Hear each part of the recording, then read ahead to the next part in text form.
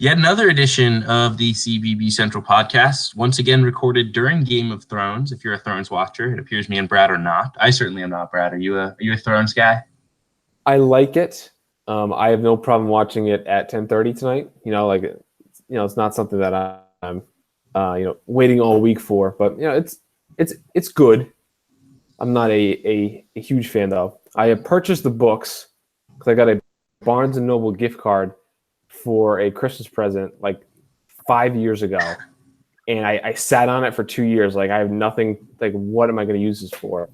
And then I purchased like the set of the 5 books, and I was on a long plane ride and I read half of the first book, and that was all I've ever read. So yeah, my thing has always been like I was just too far behind to catch up. Like I'm not one of those people who wants to watch like 8 episodes of a show in one day. Like that's really not me. So like I just never was in the mood to like catch up. So like, I think eventually I'll probably watch the thing because everyone says it's so great. But I just was not in the mood to like catch up for a season, even though it was so hyped up. So I'm just enjoying people like going mad on Twitter about it. It's pretty great. But yeah, I just watched some NBA this week. I enjoyed watching the Rockets play nobody over 6'4" yesterday. That was a lot of fun, even though that basketball is terrible to watch. Oh, the Rockets are brutal. A lot of standing. It's just maintaining spacing. That's just how you refer to it. Did you happen to listen to the interview on Part of My Take with the former Spurs analytics guy? I did not. No. He was saying that we're heading toward the doomsday of basketball, where like everyone's like Harden's kind of broken the game so much, with all these drawing landing spot fouls and just firing 3-pointers at an obscene rate that we're headed to a bad spot. Well, yeah, I mean, we kind of touched on it a little bit in the Rockin' 25 group chat. I think it's the same thing as what's happening in baseball. It's like everyone's so starved for efficiency and is like doing everything they can to maximize efficiency that it like makes the game less. Like in baseball, in theory, the most exciting plays are the home run and the strikeout, and there's more of those than ever. But the game is less enjoyable to watch, even though there's more home runs and more strikeouts, because that's the only thing that's happening. And now in basketball, it's like it's only threes, dunks, and foul shots, and it's a lot of standing around and trying to get fouled on shooting threes. And like the Warriors are fun because the talent. I thought the Blazers game against the Nuggets was really, really fun, just because both teams were playing really together. And it was competitive and teams were making shots, and it was like a really good tempo.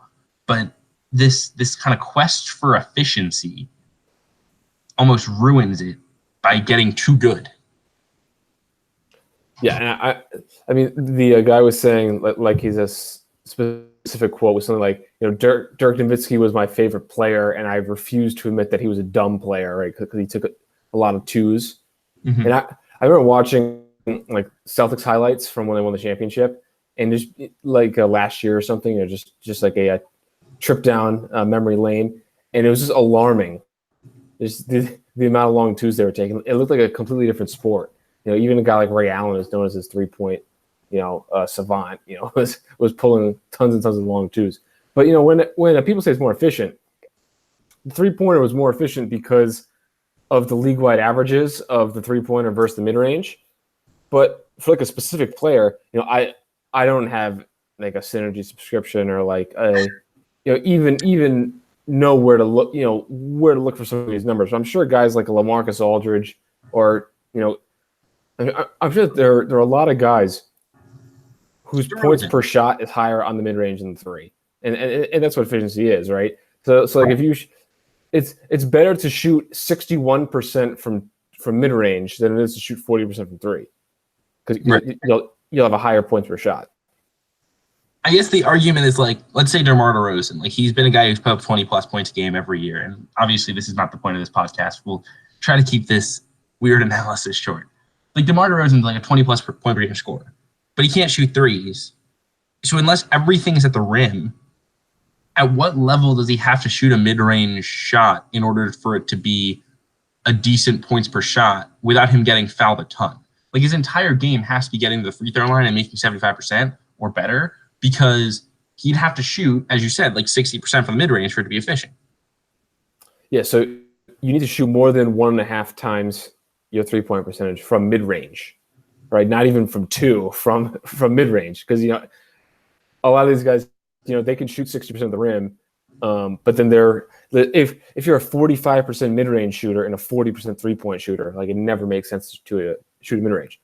I mean, in a vacuum, I mean, there's obviously certain situations, a pump fake in a 1 or 2 dribble pull up, but with a DeRozan, I mean, his thing is he has to be the best scorer on the team, and if he's not, he's completely useless. And that's when these spot up skills, these floor spacing and gravity, all comes into play. Because in that Nuggets series, I mean, they were playing off him and really just clogging the lane, completely congested. That's why the Nuggets ended up winning that series. Well, I was like in the Raptors game today. I'm watching, and Kawhi is trying to penetrate, and the entire defense is collapsing on him. And it's just not what you see when KD is able to penetrate with the Warriors, because you literally can't collapse because of the gravity of Steph and Clay. They have so much gravity, whereas the Raptors, it's like, okay, Marc Gasol, shoot a 3. Okay, Kyle Lowry, shoot a 3. Okay, Serge. Like that's pretty much that's the difference. And so it's like, I mean, the gravity, it's really interesting to watch. And I think I learn a lot about basketball from watching NBA games, even though it is kind of painful to watch at times, especially this Rocket series in particular. But I mean, the spacing concepts are really interesting, and it demonstrates how important shooting gravity is, which I do think is kind of underrated. Where it's like, so this is a debate that Siena fans have a lot. Sloan Seymour is like a 38 to 40% 3-point shooter, only shoots threes, doesn't give you anything else. And they're like, well, that's only average points per shot. Like that's only what he's doing. He doesn't do anything on defense, so he's useless. And I was like, but you're underrating the gravity that he provides. You can't help off of him because it's a 3. And like, there's no way of quantifying that value other than on-off numbers offensively. But I mean, it is something to monitor. A lot of people are saying that like this guy mentioned that James Harden and the Rockets are kind of steering us toward where basketball could be ruined and it won't be as watchable. But when people talk about like it trickling down to the college game and everyone's going to try to play like the Warriors. I mean, the Warriors have 3 of the best shooters of all time and a superstar, unique role player. Really 2 of them with Draymond and Andre Iguodala. The Rockets have this one singular force in James Harden, and then have built around him. I mean, the Bucks have Giannis. They play a different way with Giannis and surrounding him with shooters. But it doesn't mean that you have to play like that and that you can't win unless you play to that. Like, I mean, when the Warriors fade out, there are a lot of great young centers. Maybe playing through a center will come back. And then in the college game, I mean, the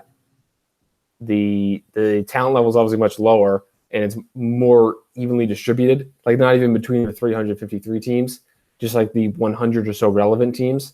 It's so distributed that teams of different styles can be successful. There's saying like there's many ways to skin a cat or something, but between UNC, who won the championship with 2 bigs, Villanova will go small and kind of spread you out. But if you don't have the personality, you don't have to play that way, and you can still win. Yeah, it is definitely interesting because it feels like in the NBA there's this argument, there's only one way to play, and I mean look at Virginia, who just won the championship. I mean, the argument I guess would be like there are certain concepts you have to embrace no matter how you're going to play tempo wise. Like so I wrote this article before the Nevada Loyola game 2 years ago in the NCAA tournament. It was like both teams embrace quote unquote pace and space. But Loyola's like 280 in tempo and KenPom, and Nevada's like top 20. But it's the same concept. So if you listen to Porter Moser, it's like, I only want one non-shooter on the floor. We want to space you out. We want to have cutters. We want to have, put our point guard ball screens. We want our big man to be able to pass out. Like, those are all things Eric Musselman wants to do too.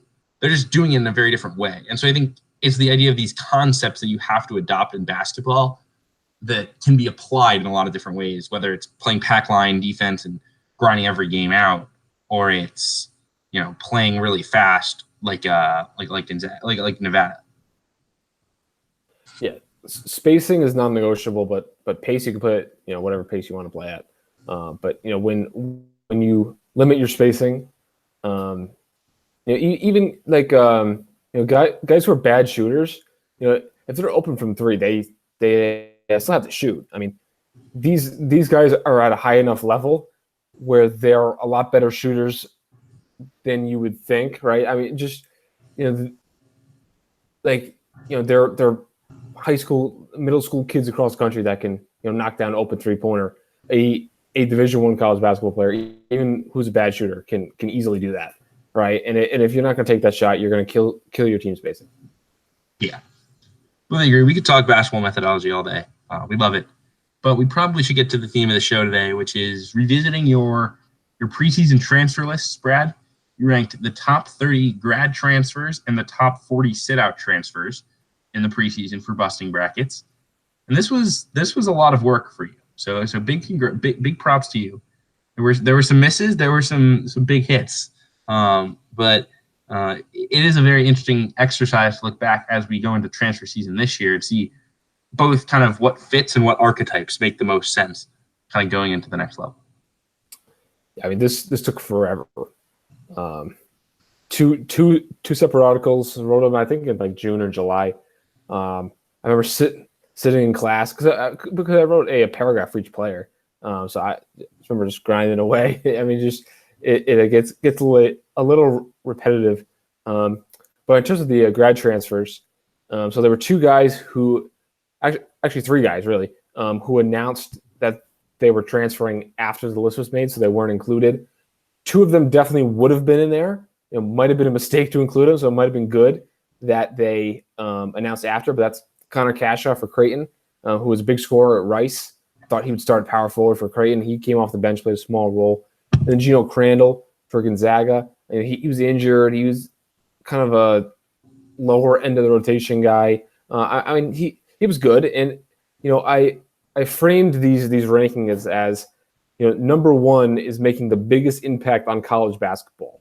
I thought phrasing it that way would be the easiest way to kind of account for fit in these rankings and kind of level of play, because you see it this year where there's just so many guys who played on mid-major teams, put up similar stat lines, and says, how am I going to differentiate between these two people? Besides, like, if their team was good or not. So I thought incorporating kind of fit and my verbiage being their impact on college basketball. So I think even though Crandall put up mediocre numbers, definitely lower than expectation, I thought he had a pretty decent impact, being a role player on a very good team. And the third player who announced after was Adonis De La Rosa, who may have been on, may have not. He would have been a fringe player, but I mean he was solid for Illinois. Oft injured big man, started his career at I think FIU and then St. John's. Yeah, he bounced around like crazy. But wound up in Illinois. Didn't play a ton there. Best with Bashaniashvili at the 5, but De La Rosa did have some bright moments. I don't think he would have been worth ranking here, mostly because you probably could have included some like mid-major guys who, I guess the impact on college basketball makes it tough for like mid-major grad transfers who helped out. I'm trying to think of a good name that's an example of this, but like kind of looking back to like the Iona team that grabbed John Sevier and Sam Cassell, and both were like 11-point a game guys. Like, do you value that over like De La Rosa's 4 at Illinois? Yeah, and I mean, I made a list of like in the preseason some guys who are transferring to mid-major schools to like look out for and to monitor. So like Ray-John Tucker, he was probably the best. I think guys like Jordan Rowland for Northeastern, Cameron Justice, who's back on the market from Vandy to IUPUI, Miles Carter from Seton Hall to Seattle, another guy who's back on the market, Edric Dennis from Jackson State to Arlington. So I mean, those guys all averaged. I mean, Tucker averaged over 20 points a game. The rest of the guys were in the teens, but there were certainly guys who were transfers at that mid-major level who made a pretty big impact. Yeah, I would completely agree. Both grads and sit-out guys. I'm trying to think of a grad transfer name that went like either like a down transfer or a like I guess Finke at Grand Canyon would probably be one. Did you have him ranked here? You did not. No. I didn't. Because I didn't know if he was going to even start, because they had Lever, who was a big time freshman. I think they started together, but then I think he was the better guy this year. Oh yeah, yeah. I didn't watch much Grand Canyon this year. I thought that they were going to be a lot better. Because Robert Blumberg's another guy who was a pretty highly rated recruit who opted to go to Grand Canyon over like Creighton and a couple other schools. He was kind of relegated to a backup role. They had some injuries. But then in terms of probably the biggest omission for grad transfers was Makai Mason. I didn't think he was gonna be able to give it a go and like be effective. I mean, he was injured a lot this year. The previous 2 years he missed completely due to injury. Last year it was unexpected. He was supposed to play for Yale, but I think only got into one game, like a mid-season. He was quite effective for Baylor. He would have been a top 10 player easily on this list had I included him. So that was probably the biggest miss. Some of the other misses, I guess, Aaron Calixte. He could have included, probably should have been in the top 30, but that one wasn't such a huge deal. Yeah, would agree that those were probably misses. I mean, I think with Mason, like I don't really think that was a big whiff on your part in terms of expectation. Like I don't think you could have expected him to be healthy given the last 2 years, but credit to him for coming back and being as effective as he was.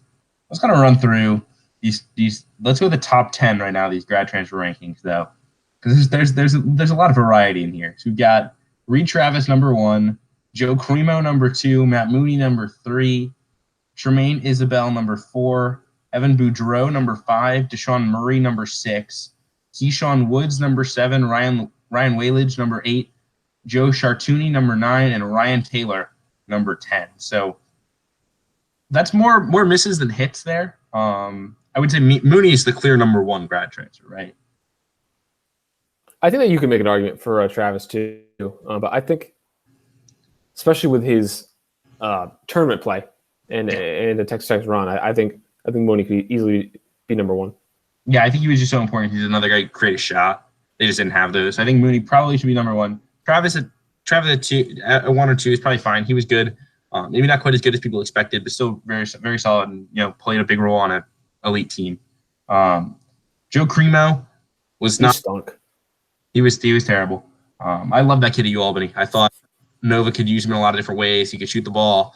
He could do the post-up looks that they went to Brunson for because he did that a lot at UAlbany. Competitor, not a horrible defender, and then just an absolute train wreck. Yeah, I mean, he was in the rotation the whole year. He played a decent amount. He probably played the same amount as Crandall at Gonzaga, but he was a wallflower. He was a replacement level guy. You could put probably one of their younger guys in there and not missed a beat. So that one was certainly surprising because I mean he had interest from Duke. I mean he was able to almost pick his school. But yeah, Tremaine Isabel, I thought St. Louis was going to be a lot better. They ended up making the tournament, but their lack of shooting and Katari Gordon and I guess Santos too, right? Leaving mid-season hurt them as well, but the shooting more so.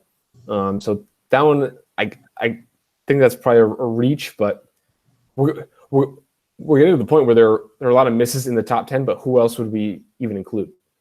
Right. Yeah. I mean, we'll kind of look through as we move along.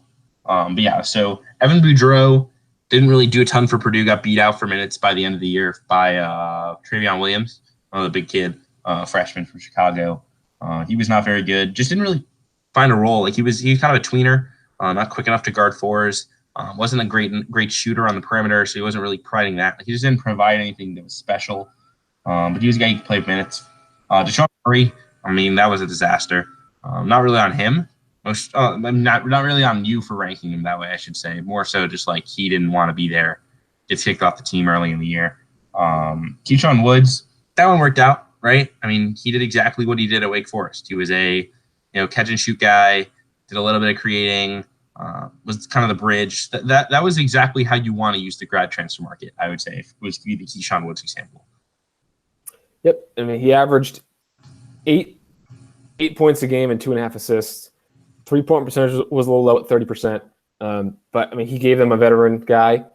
You know, he can create a shot, as you mentioned, and without him, they probably don't make the tournament. I mean, they were on the fringe with him, and you know their senior backcourt really helped, and now they have plenty of guys with Luther Muhammad could step in for a bigger role. They have Carton, who could play with C.J. Walker.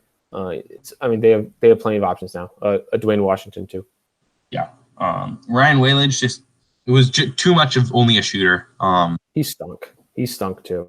I mean, his numbers weren't. What a disaster. I mean, he wasn't used. He wasn't contributing to winning. Joe Chartouni. I mean, he stunk. Yeah, both of us had really created this vision of Joe Chartouni, like fixing Marquette's defense, because he'd play with Howard instead of Rousey, and they wouldn't need him offensively. He could just be like a defensive specialist / like off ball, like secondary ball handler. That didn't work out. He was terrible. Sakari and him went to the two most of the time, and Theo John saved the defense for Marquette. And Ryan Taylor, he stunk. I mean, he put up 10 a game. He stunk. He was absolutely brutal. He just like ran around the entire possession. Every Northwestern possession began with like Ryan Taylor running an Iverson cut, and then catching the pass and kicking it right back to the top of the key, like running around off a down screen, not being open, and then like occasionally forcing up a shot. He did no shot creation. Did nothing on defense. One of the worst off-ball defenders I've ever seen. And only hit like 32% of his threes. So he was not very good. That was a failed experiment for Chris Collins, unfortunately. And another one where like he could have picked his school. So our post-mortem right now on the top 10 is we would definitely include two of them, right? And Mooney and Travis.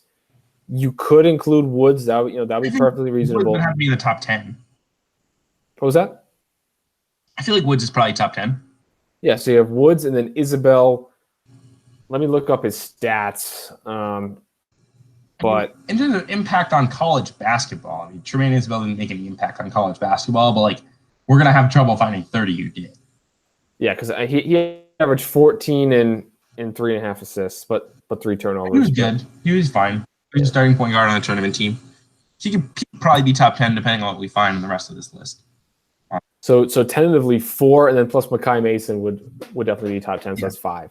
All right. So 11 through 20, Trey Porter, he was fine for Nevada. He beat out Jordan Brown for minutes, which was somewhat impressive. Jordan Brown wasn't ready. I mean, he didn't do anything too special, but like he was pretty good defensively. Ryan Luther was a shooter for Arizona. I don't remember his stats at all. Yeah, let me bring those up. Yeah, because I didn't either. I thought he was going to be a good 6-man, play some 5 next to Acott, play some 4 next to Jeter. Acott Pac-12 basketball this year. Obviously bounces. Yes, he averaged 8 and 4 with 38% from 3 on 45 makes. On an NIT team. Yeah. Not even an NIT team. Fair enough. Tarek Owens, definitely top 10. Yes. Christian Mekawulu didn't really contribute anything in terms of winning. Yeah. I mean, that was one of those bets where like, I assume where it was playing time related. Was both him and Josh Nebo were going to play a ton. He was fine. He had 8 and 6. But he was good at his previous spot too. I he declared for the draft, I think, and got some positive buzz. I thought Texas A&M was going to be a little bit better, not significantly better, but they lose Gilder. And I mean, he was fine. Eric Lockett at 16, that didn't work out. I mean, there was such a logjam for minutes there. Ronnie Harrell, that did not work out. Denver was terrible. We expected Denver to be good with him and Torrey Miller-Stewart. That did not work out at all. Even though Harrell put up like decent numbers, but not like the numbers we thought. He was like 13, 6 and 2. I thought he was gonna be like an 18 and 7 guy. I thought he was gonna eat up in that conference. He did not. Christian Cunningham at 18, definitely a top 10 guy. Absolutely. I mean, he might have been the most important grad transfer. Probably Mooney, but Yeah. Aaron. And then Terrence Smith at 19. Terrible. He didn't do much for a UConn. He another guy who bounced around a lot. Nebraska to Duquesne to UConn, and then Quan Four was a starter for Louisville, defensive guy. I think this is probably the right spot for a guy like that. Yeah, I mean, he didn't do much offensively, but he was serviceable. 21. All right, so little post-mortem there. Yeah, so Cunningham was the best in that group. Yeah. Or either him or Tarek Owens. I mean, Cunningham. We didn't mention Zach Johnson either, who had at number 13 went to Miami. They obviously didn't win much. He started, though, and averaged double figures, I believe. Yeah, I mean, Zach Johnson was fine. That team was just a train wreck, though. So it's kind of hard to value him. He averaged 11, 3, and 2. I mean, he wasn't terrible, but wasn't especially. They wasn't super efficient. Shot like 39% from field, 29% from 3. So I mean, I don't think he's a top 10 guy. So right now, the guys we're including in our top 10 tentatively are Reed Travis, Matt Mooney, Keyshawn Woods, maybe Tremaine Isbell, definitely Tariq Owens, definitely Christian Cunningham, and then what? Maybe Trey Porter. Makai Mason too. Oh yeah, Makai Mason. All right, 21 through 30. We've got Zach Hankins, definitely top 10. Absolutely, he was awesome. Great player. Nat Dixon didn't really contribute to winning at all. Ehab Amin played a lot more than I think both of us expected. He was fine. Because this ranking was him on Nevada. Oh. So he probably would have even been higher had I known he was going to Oregon. Yes. I mean, he was probably worth – was he worth top 10? No, because he had missed the whole year before. That's true. Let me pull up his stats. I think 23 might have been right in his range for. He averaged 6 points, 3 rebounds, shot 31% from 3, 1.5 steals per game, and 18 minutes. So I mean, he was good. A solid role player on an NCAA tournament team. Yeah, he was valuable. And we had 24 Wyatt Walker.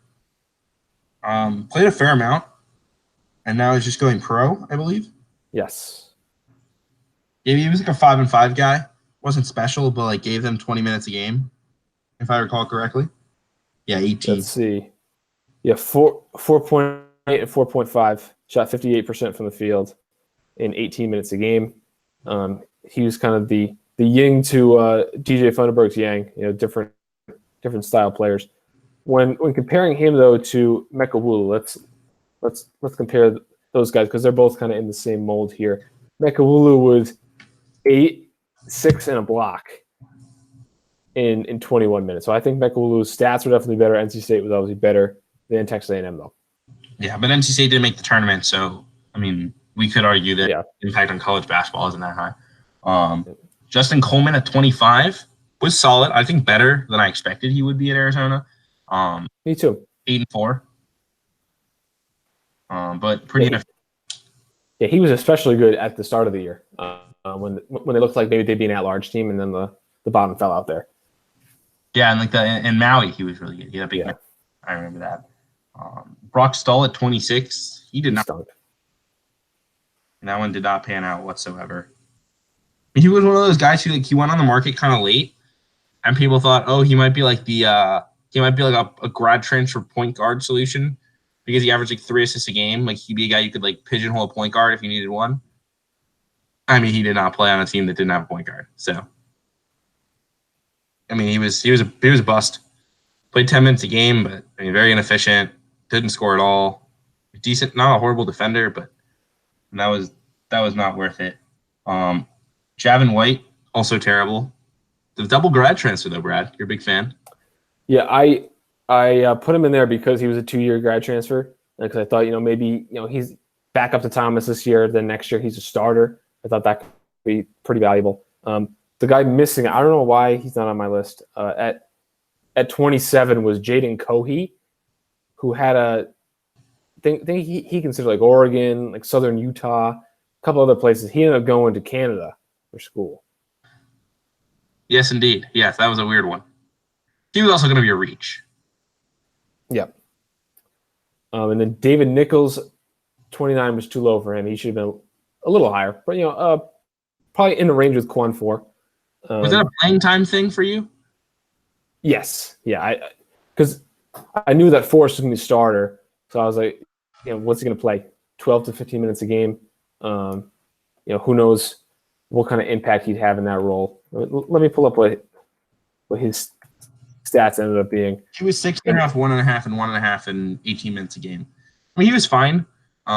He provided like 6-man like scorer off the bench. That he fit well in that role. That was the whole thing with him at Albany. Was like he was playing point guard, but he's really just like an ISO scorer. They put him in a lot of ball screens. Him and Nichols, him and Cremo, I think butted heads a little bit in terms of roles, like two alphas. I think this one worked out. This is like a logical grad transfer fit for a team that needed another guy to get a bucket. Absolutely. And then number 30, Miles Reynolds. Yeah, who got more time than I thought, or he got about the same time that I thought he would, but it was on a much better team because I thought Oklahoma was going to stink. But they were okay. They were up and down, but tournament team. Yeah, like 7-11 in the Big 12, but tournament team. Okay, so our postmortem on this is that grad transfers were not as effective as we had hoped. Not even close, because we're going to struggle with coming up with a top 10 because we only named 9 people, and I mean, who gets the last spot in a top 10? So we're going to go one Travis or one Mooney, 2 Travis. 3 Christian Cunningham. 4 Okay. Twins. 5 Hankins. Yeah, 6 Mackay.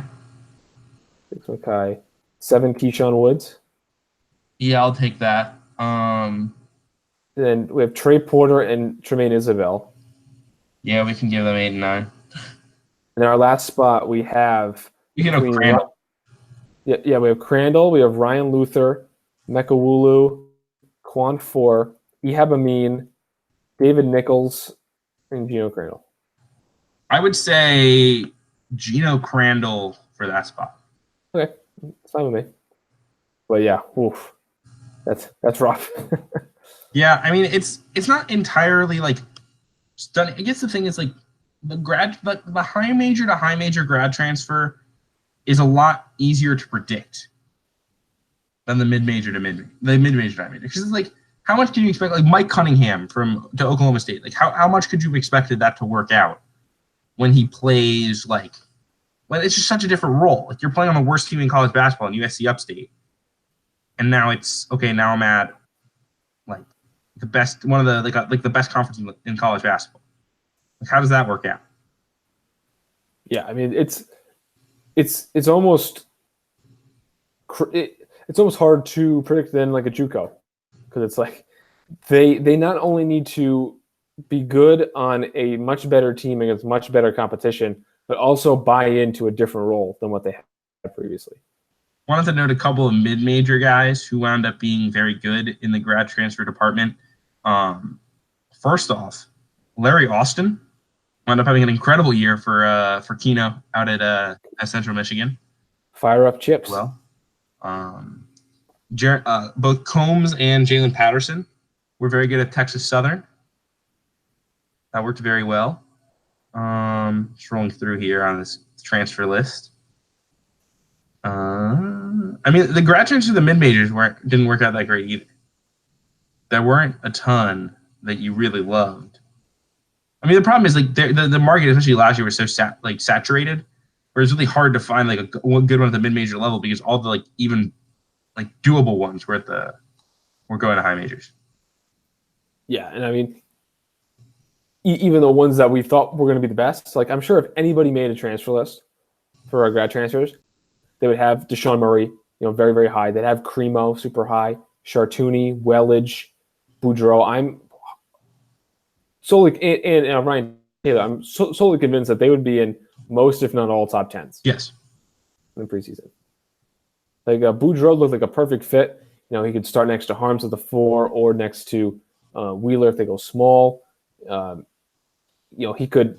He's not Caleb Swanigan, but they have the kind of similar inside-out skill set that Painter's already used with Swanigan. You could, kind of put him in advantageous spots. And I mean, he had played a lot early, I think, and then just all of a sudden just lost all his minutes to Wheeler and Williams. Yeah, no, absolutely. It just definitely didn't. It just in general didn't work out. Even if it was such logical things too. It wasn't like we were overrating players. Like we thought that everyone would have thought the way that we did. We just kind of swung and missed, and it happens. So I think final grad transfer thoughts before we move on to the sit-out list. A sit-out list. Biggest omissions. Cavell Bigby Williams, I thought he was going to be the backup center. He ended up starting for LSU.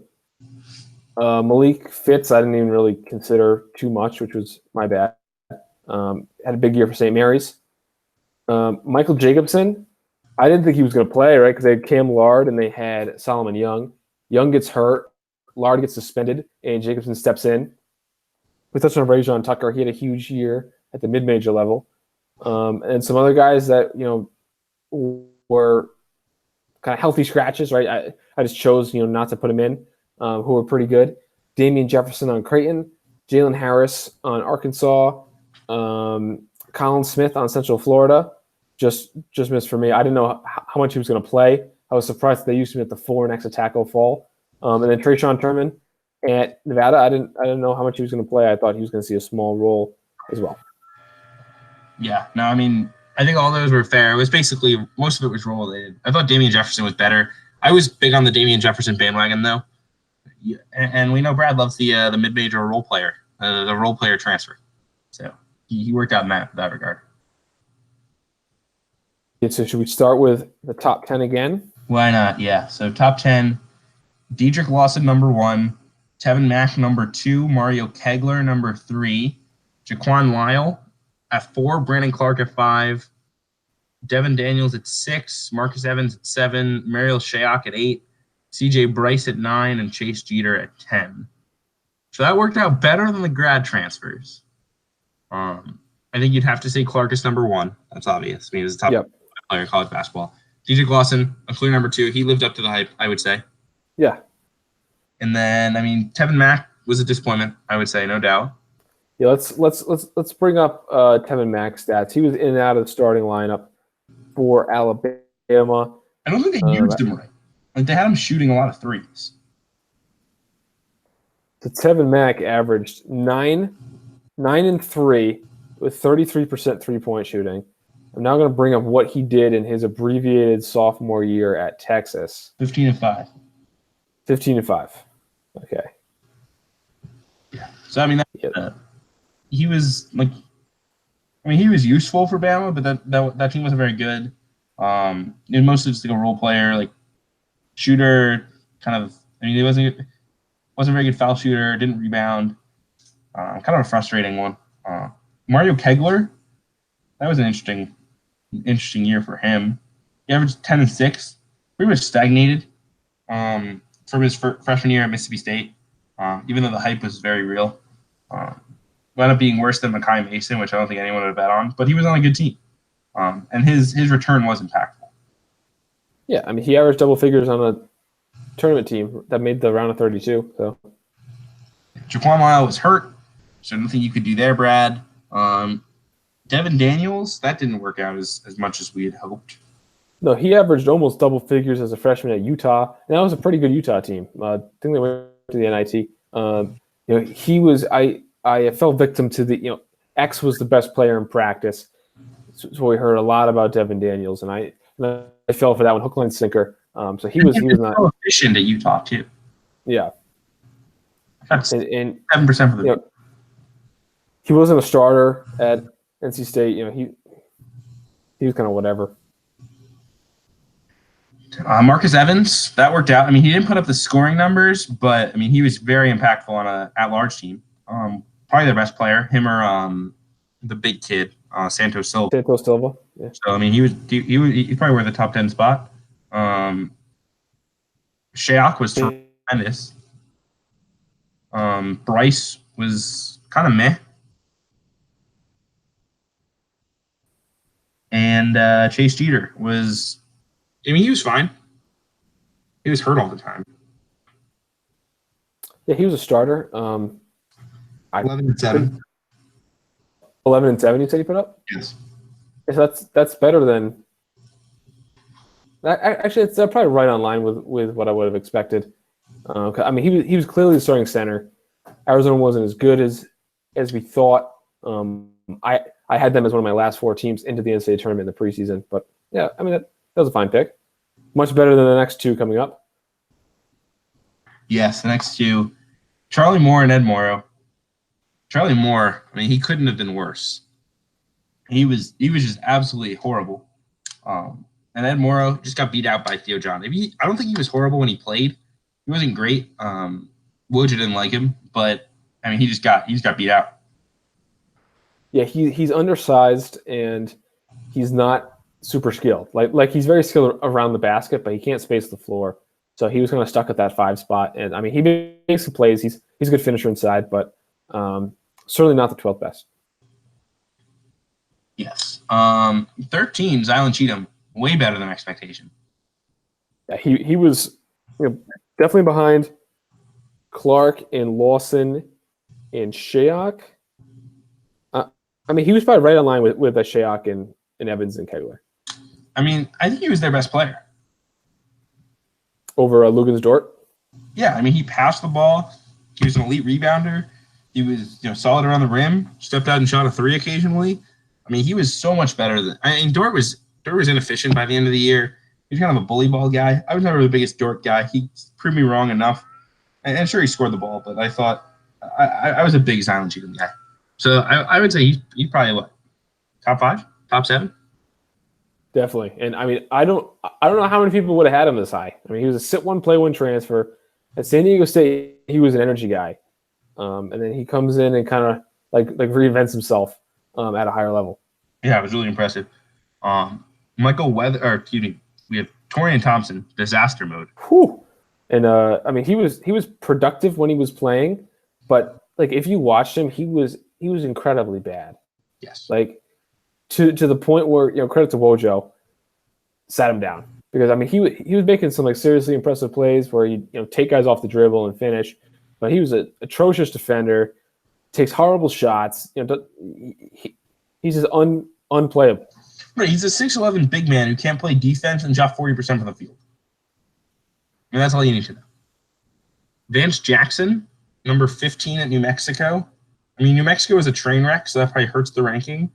Vance Jackson was probably fine. He averaged 13, 7, and 3. I thought he'd score a little more. He had some big games. He was awesome in the win over Nevada. Yes, that was a good one. And then Michael Weathers at 16. Weathers gets kicked off the team pretty early on in the season, but he was coming off the bench for them. Yeah, I mean he was not good when he played. The high steal number kind of tricked people, I think. AJ Turner at number 17, that was too high. And he's probably rateable, even though Northwestern was terrible. I mean, the problem for him was he didn't quite keep the 3-point shooting where it was. I had thought that he was 37% as a sophomore at BC. I thought maybe he jumped to 40. Instead, he falls down to 33%. And the assist to turnover ratio was something that a lot of people talked about. It was like, if you play him and Vic Law in the backcourt, the assist to turnover ratio will be good because Vic can take care of the ball. And AJ Turner had the best Power 5 assist to turnover ratio. It was 3 assists to 1 turnover. He was really good at taking care of the ball.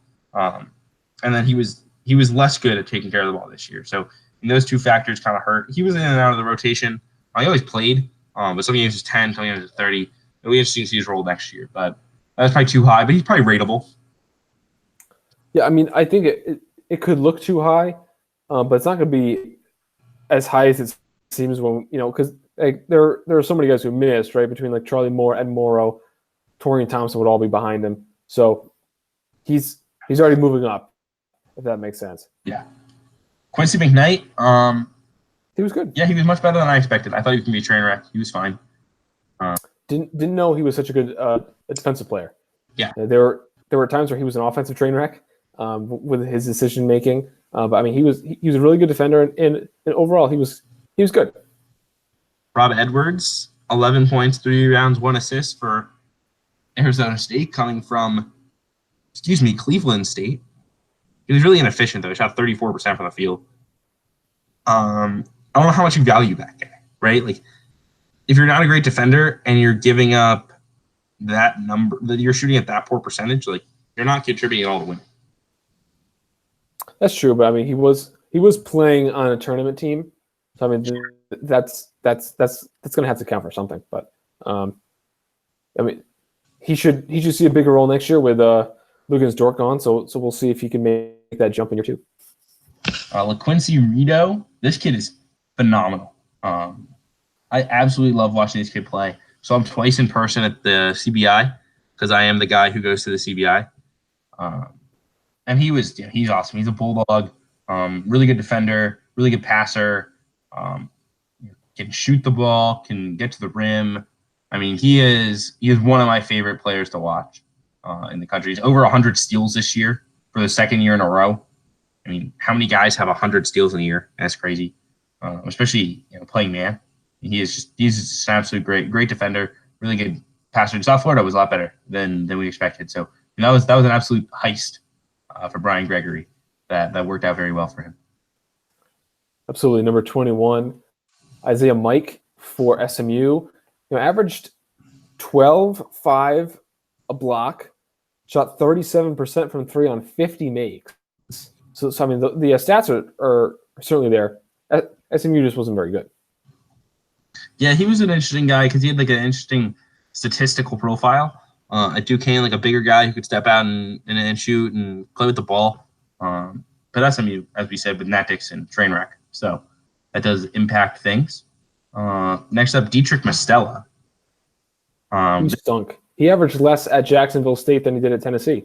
Yeah, I thought he was like a 20-point-per-game scorer in the OVC. I thought he was a huge impact guy. And Jacksonville State was fine without him. Like, they still won 20-plus games, beat Murray State once, I think.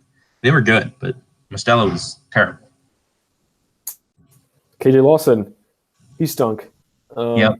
I mean, it was kind of predictable. Like we see how low I have him for the numbers he put up at Memphis. I mean, he was in a lose spot where he signed up for a team that had his brother and Doka Azubuike as the starting bigs, and then David McCormick, who's a McDonald's All-American.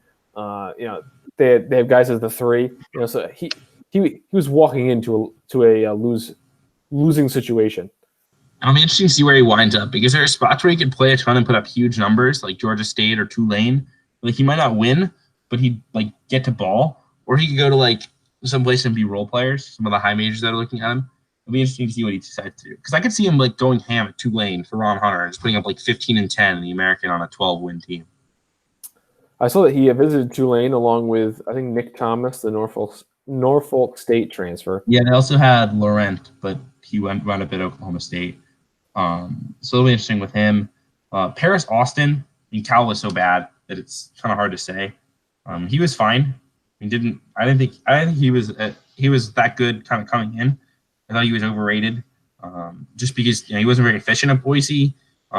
He averaged 11.5 and 4 in a high major league. So I mean, he was probably fine, but still can't really shoot.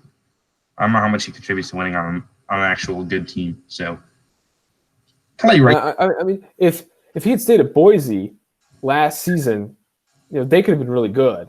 Because they had Chandler Hutchinson, Justinian Joseph broke out. They kind of really needed a point guard last year. He's flawed, but going from Austin to, I think they had Lexus Williams, the Valpo transfer in last year at point guard. I mean, that was a pretty significant drop off. So even though he was flawed, him leaving, he played on a worse team, and the team that he left kind of tanked too.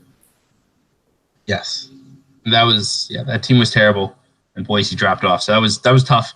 Not a good transfer decision for either party. Moving on to number 25, Elijah Hughes, probably top 10, right? I mean, he was really good. He was really good. Shot the ball well.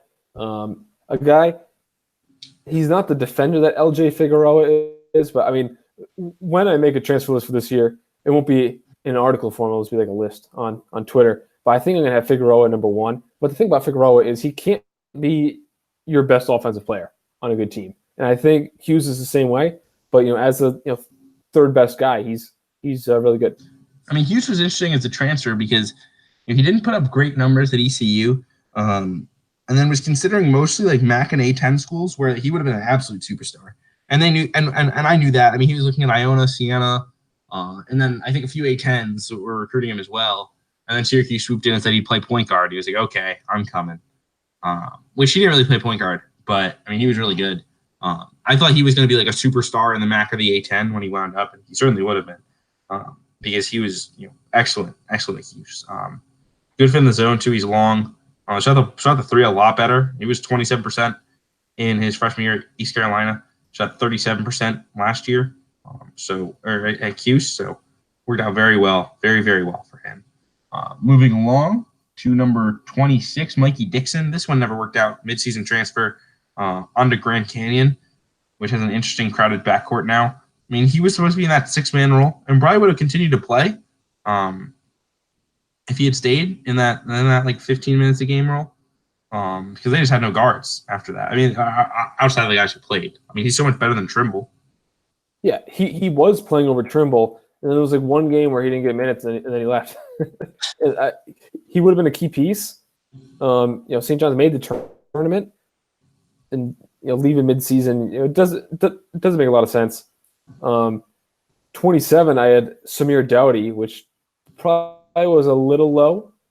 He averaged 7 and 3 for Auburn. Shot 43% from 3 on 45 makes.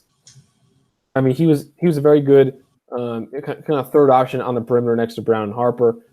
Coming in, I didn't know how much he would play. They had Malik Dunbar, they had D'Angelo Purifoy, but he beat out both those guys. Yeah, he got more minutes than I thought he would, and he was really good. I liked him at all. VCU, I thought he was going to be really good. I just didn't know how much he'd play. Moving along to number 28, Peter Kiss. He stunk.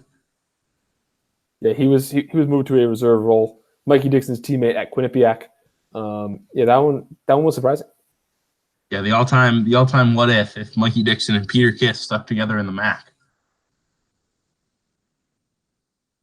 Next, we have Malik Ellison, guy who I liked at St. John's. He didn't fit very well with Pons and Marcus Lovett, so it was more for him to leave. He doesn't see as big of a role at Pitt as I anticipated. 21 minutes a game, only 5.8 points, shot 19% from 3. Only 3 makes. That's surprising when I see that. I thought he was more of a shooter. Let me pull up what he shot in previous years. He was, but he's 34. He's now on the grad transfer market himself. He was 34% at St. John's as a sophomore. I mean, he just had a brutal time. I mean, some guys just can't figure out how to play off the bench. Like he wasn't playing as big a role, and that might have hurt him a little bit. But yeah, that didn't work out as much as I thought it would for Pitt. It helped that they also had other guards who were making shots. I mean, he could have put up better numbers on a worse team if Pitt had stayed bad and kept Stallings. But because they got Johnson McGowan, that worked out so well. His services were rendered less important. Nizri Zuzua definitely should have went with Corey Henson over him for that last spot. I mean, he never got really any run. He's staying at Nevada, so he gets one more shot next year to see if he can carve out a role on a team that will have a lot more playing time available. But I don't think Muss really liked him. No, because I mean, with the 3 Nevada guys, Johnson, Zuzua, and Henson, pretty much just guessing on which one was going to see the most minutes, or if they split it 2 ways or whatever. And it was really Johnson who was the clear winner, and there wasn't really a second place. I mean, Henson played more than Zuzua, but he played very, very sporadically. So Johnson, who, spoiler alert, came in at 38, that was too low for him, and Zuzua was too high. Yes, Johnson was huge for them. He was a guy I wasn't sure if he'd play because he was so small. I didn't think he fit the archetype. And I thought they'd want kind of like a defensive scrapper, or at least like an energy guy. And I didn't think Johnson was going to be that guy. I thought his kind of being that small 2 guard. I don't love the archetype, but he was such a good shooter that didn't matter. He was very efficient. Elijah Long, 31, not horrible, not great. That's about right for him. Yeah, he's grad transfer. Interesting to see where he winds up. I mean, would you start him at point guard if you're a like high mid major or bad high major? I mean, if you're a high major team without a point guard, I mean, why not, right? He's an older guy. He was good enough to play for Texas this year, his NIT team. He won't be a great he won't be a good starting point guard, but if he's better than what you have, I mean, he's perfectly suitable. Yeah, he's definitely a scoring point, and I think the good thing about him is that you can take him and hope he's your point guard, and if not, you can make him your sixth man. Yeah, I mean, he'll be an interesting transfer to watch. At number 32, Seti Kita. That worked out. Stunk. He was terrible. He's in the transfer portal now. We'll see where he lands. He's someone who, I mean, he was once Providence's top target for a big man in 2016. You know, people were fawning over, oh, he's so skilled. He's going to come. He's going to start right away. He's this, he's that. We need him so bad. And then his brother supposedly steered him to South Carolina because he thought that Providence couldn't recruit at the level that South Carolina could once Chris Dunn left, which was just the single weirdest reason I've ever heard for a guy not picking a school. But didn't work out in South Carolina, but he was hurt. So I thought, going to St. John's, going to be starting center. He can finally show this immense skill set he has, and just nothing. Yeah, it was the right fit. Had a chance for 20 minutes. It just never worked out. He was not good. 33, Antonio Green at Middle Tennessee. He wound up basically in the same role as he was at UT Rio Grande Valley as a result of all the roster movement that happened after Kermit Davis got fired. Or not got fired, excuse me. He got the Ole Miss job. He was not fired. But yeah, they had nobody left, so he shot a lot of shots, scored 18 a game, turned it over a lot, and was pretty inefficient. But, he scored the ball. They needed someone to put the ball in the basket. He did. So, I mean, I would say that worked out. 105 made three-pointers in 32 games. Unfortunately, Brad, 1-2 assist-to-turnover ratio. But, I knew Middle Tennessee State was going to suck. But, you had this big scorer coming on this revamped roster. I figured he was going to put up serious numbers, and he did. So I'm okay with this. Middle Tennessee should be better this year. So we'll see how he can adapt in a more expectationed environment. I mean, they still shouldn't be very good, but they'll be better. Yeah, they're not going to be the Kermit Davis teams with Reggie Upshaw and that whole group. The man. Ja'Cory Williams. Oh yeah, that Ja'Cory Williams was so good there. Oh my God. The sit one, play one. We love to sit one, play one on this podcast. Jared Reuter, I'm surprised you were this low. Might not have been low enough. He was not as good as expected. He only played 20 minutes a game, averaged 7 and 4. He graduated and decided to move on with a pro career. We'll see what options he has. He just never even start. The goal with this George Mason team was like, we're gonna have a big now. Like, he'll be a role man. He can pass. He's skilled. Like, this will be great. And they were basically the same team as last year. Yeah, because Gunnar Marr took a huge step back.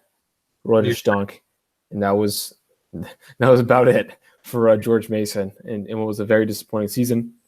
Next, we have Josh Nebo, transferred from St. Francis of Pennsylvania to Texas A&M. Split the center spot with the previously mentioned Christian Mekawulu. I feel like he had a decent year splitting the center spot. Let me bring up the stats. I got the stats. He's to play 20 minutes a game, so that's 70% from the field. Averaged 8 points, 5.5 rebounds, and blocked over 2 shots a game in 20 minutes. He's one of the best shot blockers in the country. And he's back playing center for Buzz Williams next year as a redshirt senior. He could be an interesting breakout guy.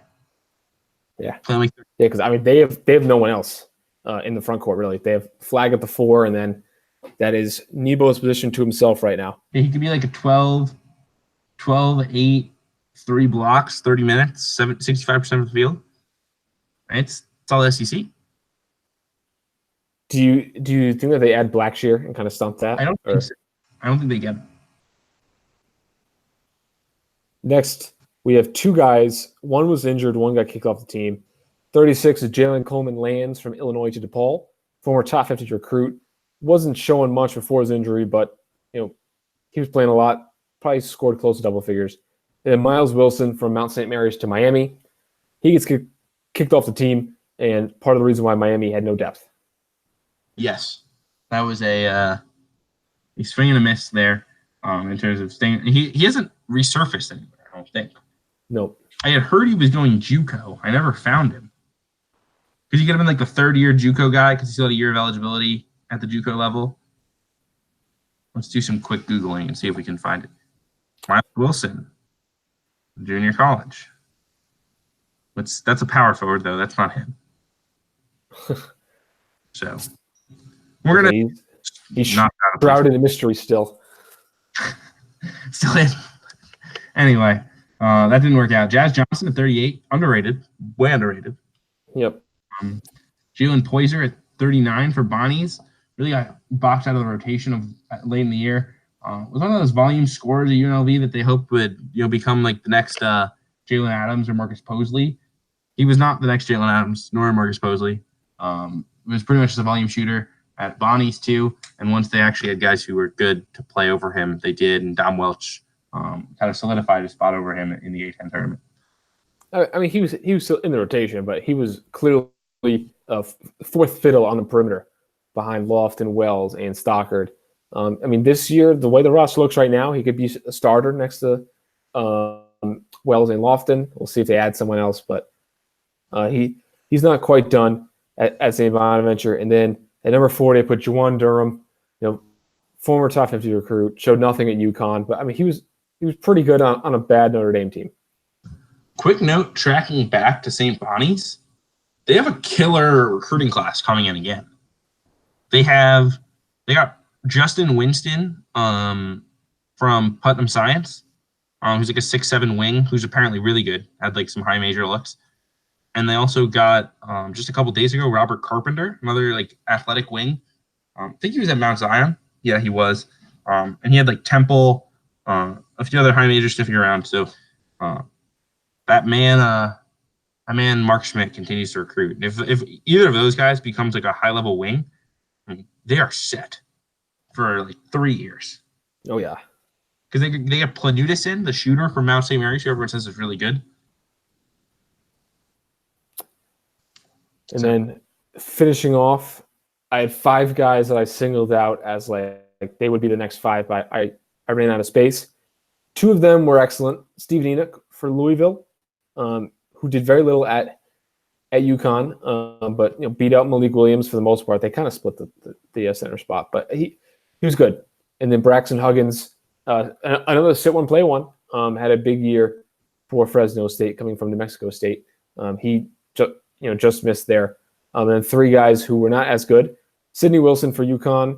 I mean, he was fine. Corey Henson, we touched on earlier for Nevada. And then Curtis Cobb, who put up okay numbers for UMass, but now he's relegated to the neck. He just was not that good. Yes, Curtis Cobb. There's a reason he's at Wagner, is what I'll say. And then just touching on the guys who got the waiver. Obviously, they weren't ranked because they got the waiver so late. But the big waiver guys, I mean, we had Braxton Key for Virginia. Wasn't as good as I thought he would be, nowhere close to, but he was a good defensive player and a role player. Blake Harris. 7th man on a national champion is still very valuable. Oh, yeah. Yeah, he was valuable. He would have easily been ranked on the top 40 transfer list. Blake Harris was the backup point guard for NC State. He didn't do much. Mark Smith had a very, very strong season for Missouri. They're an interesting team going forward. I'm not sure that they have quite enough talent, but they have some good pieces there. Yeah, I feel like they're in like the Arkansas situation that I thought they were going to be in before Anderson got fired, and I guess they still kind of are because the roster kind of stuck, although Musk can maybe get some transfers in that'll help. Where it's like they have a young core that looks pretty good with Smith and Javon Pickett. They had a couple of other guys too. Who are pretty talented. Drew Smith and Jeremiah Tillman. Right. I guess Drew Smith is the one like swing piece for them. Everyone says he's really good. The Evansville transfer, but it's like those guys look good on paper, but is that like is the accumulation of those like that group enough to go from 15 and 17 to the NCAA tournament? And I don't know. Yeah. It's like Watson. Yeah, I mean, they have Watson, they have Pinson. They have a top 75 recruit in Trey Jackson at the 4, but Yeah, they could use a grad transfer power forward. David Beatty. I did not watch much LaSalle, I must say. I watched them against Northwestern when Northwestern won by 20. Getting off the Schneid out in Fullerton after playing against Fresno and losing. And David Beatty was not that good. He shot 36% from the field, 8 points a game, 3 rebounds on a terrible LaSalle team. Kind of got jumped for minutes. I guess getting jumped for minutes by Pookie Powell isn't a criticism, but that LaSalle team I thought was interesting on paper. Like they had Tracy Carter, I thought could be like a high assist point guard. Pookie Powell could be like moved off the ball. He had Beatty. And then they also had added Chetty Mosley, who was a grad transfer from BU. So I thought they had like a nice little group in the backcourt. They were going to be terrible up front, but I thought that like those guards could be like sneaky good in year 1 for Ash Howard. They were not sneaky good in year 1 for Ash Howard, unfortunately. Okay, next we have James Banks, who was very good for Georgia Tech after being stuck behind a couple one-and-done centers at Texas with Jared Allen and Mobamba. Or no. Yes. Bamba last year and Allen the year prior. I mean, he's a key piece on a solid-looking Georgia Tech team that might be one piece away. Yeah, Bubba Parham gets a waiver, and Jordan Usher plays well. I read an article today about Jordan Usher. Apparently, like their strength coach does testing at a like an NBA facility that has also tested a bunch of NBA players, and Jordan Usher ranks in the 99th percentile among NBA players in explosiveness. I don't know. Maybe it's something. I mean, he could be good though. He'd be like a combo forward. Do still think the talent is a little lacking overall. But if DeVoe makes a jump, if Usher's good, I mean, there's a lot of ifs. But if all those ifs do come up good, they could be a tournament team. Next, we have Matthew Moyer, who I'm not a fan of. Went from Syracuse to Vanderbilt, former like top 50 recruit. He was horrible at Syracuse. Didn't see much of him at Vanderbilt, but I think he should probably start this year on a pretty watered down Vanderbilt team. We talk about how Vanderbilt now has Jerry Stackhouse Jr. as their coach and Kenyon Martin Jr. and Scottie Pippen Jr. on their roster. Yeah, they're going with the bloodlines. But yeah, there's just not much talent. I mean, they have Aaron Neesmith, who people like a lot. Saban Lee's good. But, I mean, if they stunk last year, they're going to stunk this year too. Yeah, it's going to be a tough one for Stackhouse. Of note, I saw one of the best Matthew Moyer games of all time, 12-9 against Buffalo 2 years ago. I was there. Oh, man, what a bust. And then 2 more guys. One leaving the Big East, Dejor Dickens from Providence, Old Dominion. He was, I mean, kids at home, the Elijah Thomas thing too. Don't be the lower ranked player at the same position in a recruiting class, right? Like Elijah Thomas was ranked lower than Tyler Davis. They both go to Texas A&M. Thomas bounces. Dickens lower ranked than Nate Watson. They both go to Providence. Dickens redshirts as a freshman, sophomore. I mean, there was no way he was going to get minutes. So he leaves, and it was a good move for him. He was a key piece on a good Old Dominion team. He didn't put up much numbers. He was like a 3 and 4 guy. Didn't block too many shots. He actually did. I mean, he blocked 1.7 a game in less than 20 minutes. So, I mean, they did some smaller lineups because they did some stuff where like Ezekpe played the 5, which was kind of an interesting look. Given I think we all assumed it was either Dickens or Robert Robinson, who was terrible. But yeah, I mean, he was fine. Not a big scorer, but like a rim runner type. Last but not least, Mustafa Heron, who was good for St. John's. Probably wasn't as good as people thought, myself included. But I mean, he was good.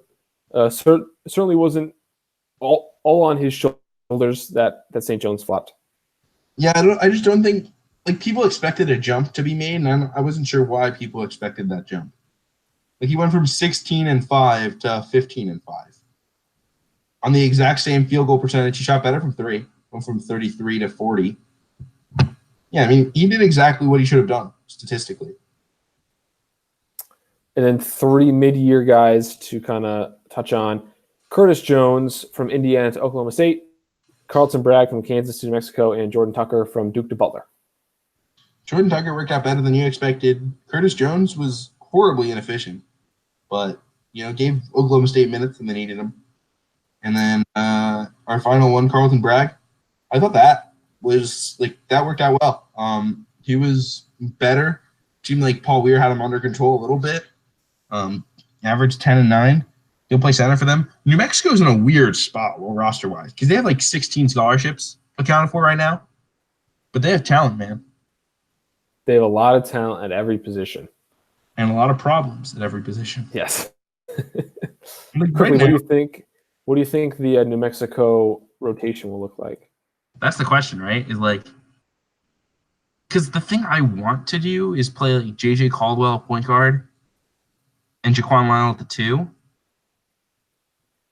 And then what? I think I would do Vance Jackson at the 4, Bragg at the 5. I guess you'd play what? You could play Maluik. I was thinking Zane Martin. Yeah, but then you also have the one of Martin and Maluik who doesn't start. You also have Anthony Mathis. You have Vante Hendricks.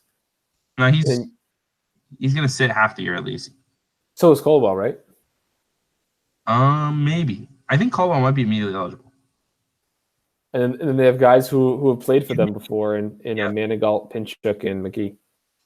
Yeah, I would imagine at least one of that group is gone. Maybe two. Yeah. I would guess one of the guys in their signing class either walks on or doesn't make it.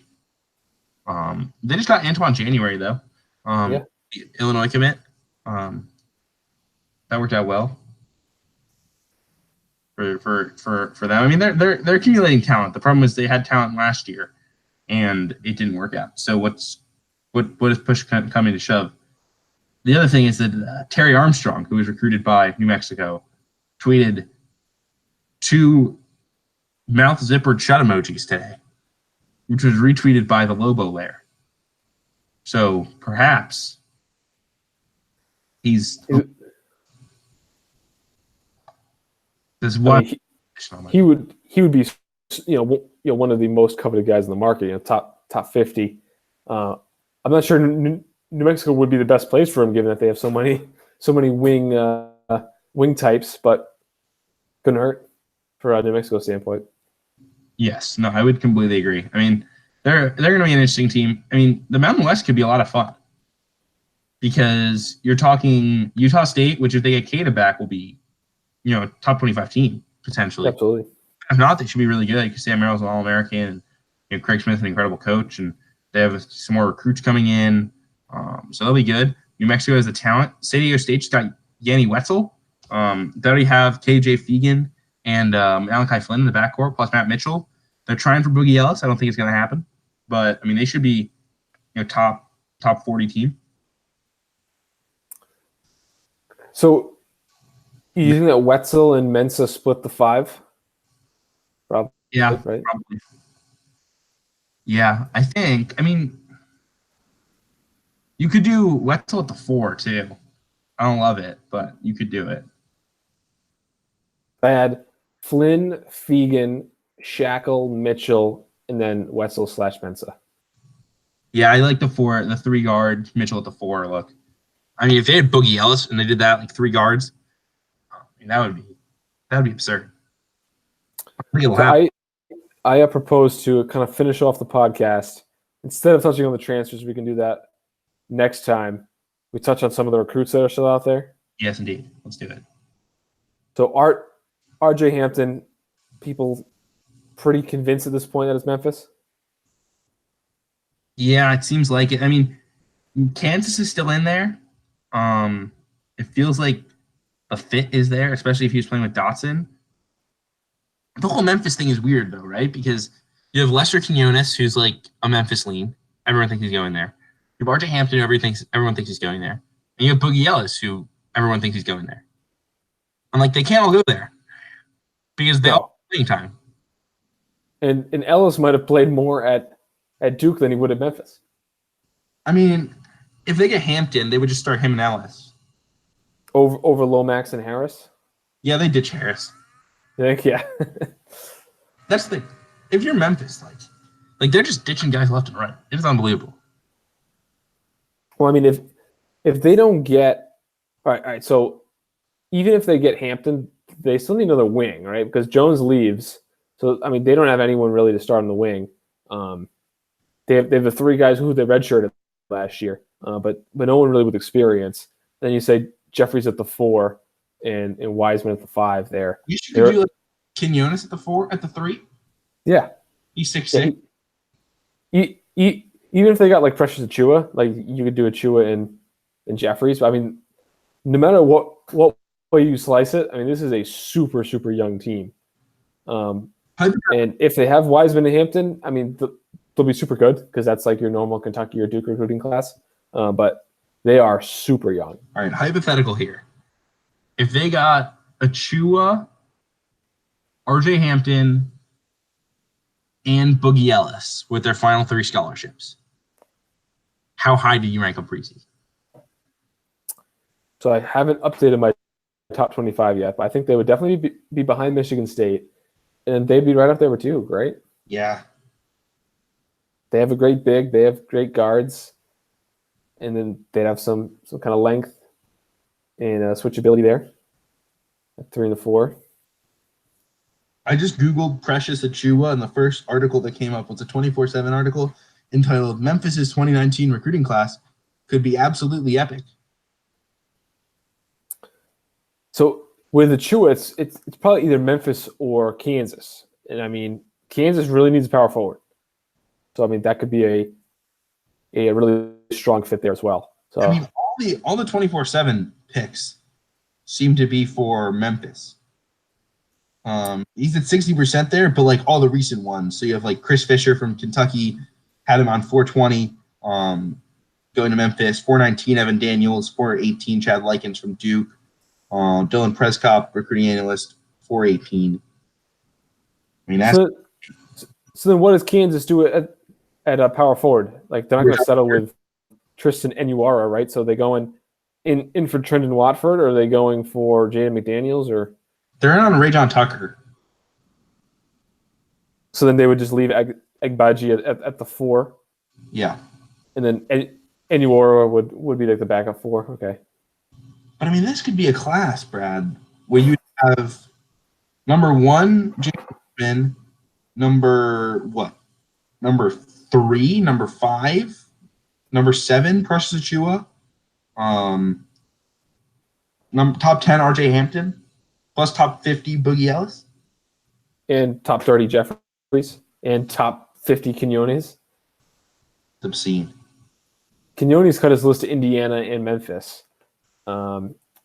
Memphis, he would start unless they got Achua, which he would probably come off the bench. Indiana, I guess he starts, right? Because right now I would have Finney, Devontae Green, Al Durham, Justin Smith, and De'Ron Davis. So he either moves Green or Durham to the bench. Yeah, he'd probably play. I mean, those guys are older, so you know who knows there.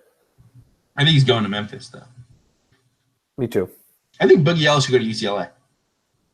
That's what I was saying to one of my friends earlier. UCLA, and then at the time I said Gonzaga, which I mean they get Gilder. Not a great fit, but he's good enough that it won't matter too much. Yeah, completely agree. Other recruiting news, since we just did the Memphis coverage, with Jalen Cone. Yeah, I think people think Virginia Tech for him, which that'd be a nice clean slate. I mean, they are in a massive rebuild. Tennessee's in the mix. That'll be a great fit there.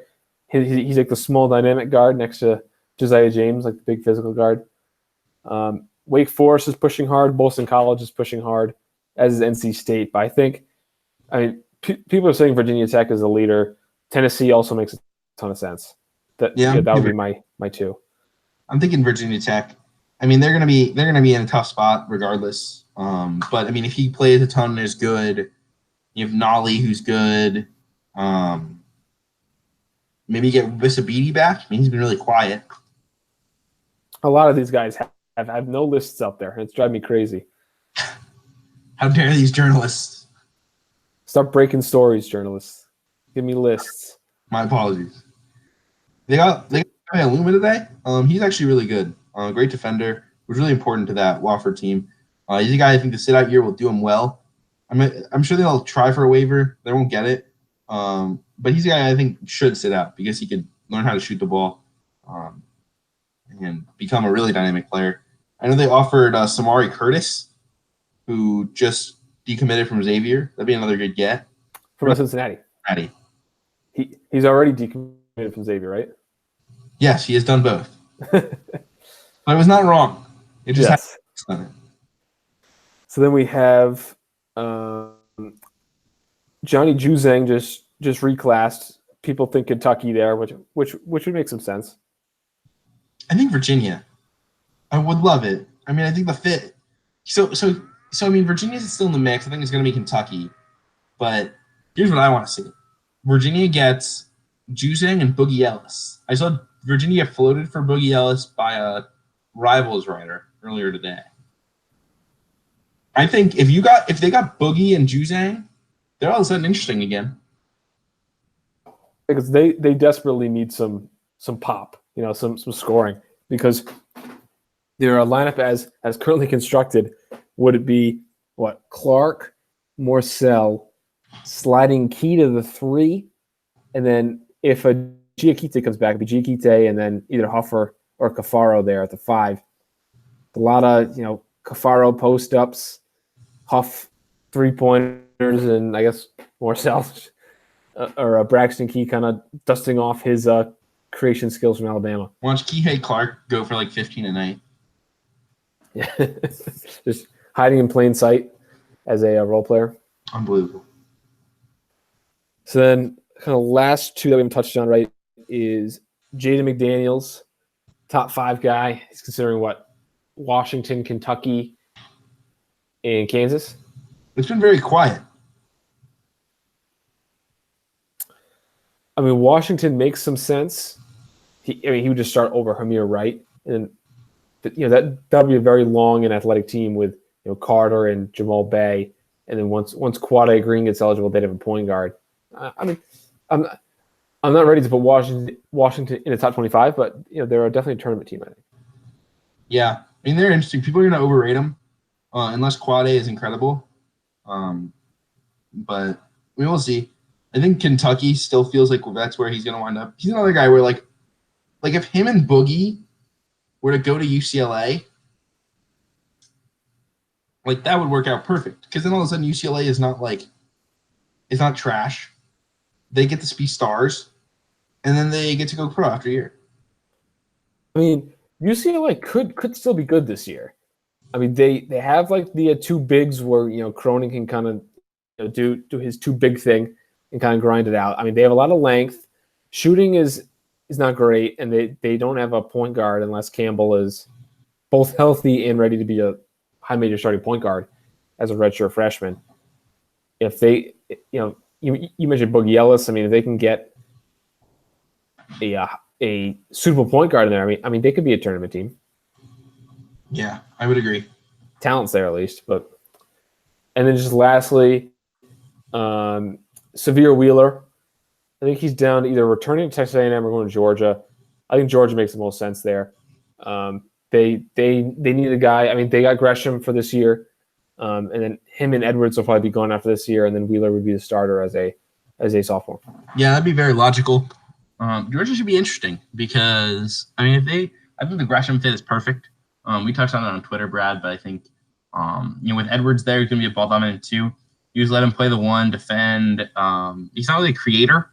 That's kind of the one knock on him, but he can shoot the ball. He's a good defender. I think it's a really good fit for Georgia. Another veteran for a team that needs one. If they get Claxton back, they should be really good. Yes, they'd be Gresham, Edwards, Jordan Harris, Rashawn Hammonds, Nick Claxton. With off the bench, you'd bring 2 top 60 recruits in Walton and Christian Brown. Former top 100 recruit would be a sophomore in Amanzi Ngumzi. And you had 2 guys who were in your rotation last year in Crump and Fagan. Crump, I think he averaged double figures. So I mean, that's an interesting team.